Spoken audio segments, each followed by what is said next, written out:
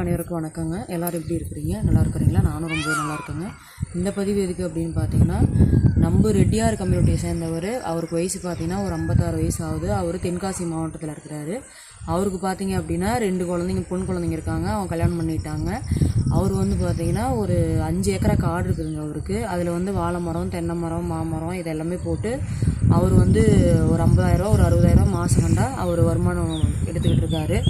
அவருக்கு வீட்டுக்காரம்மா இல்லை, அதனால் எனக்கு சமைச்சு கொடுக்குற மாதிரி ஒரு அம்மா இருந்தால் போதும் அப்படிங்கிற மாதிரி அவர் வரன் எதிர்பார்க்குறாரு. நம்ம சேனலை ஃபாலோ பண்ணுறவங்க பெண்கள் வரன் யாராவது இருந்தீங்க அப்படின்னா தயவு செஞ்சு நம்ம ஸ்க்ரீனில் தெரியுற நம்பருக்கு கான்டாக்ட் பண்ணி உங்களோட சம்மதத்தை நீங்கள் தெரிவிக்கலாம்.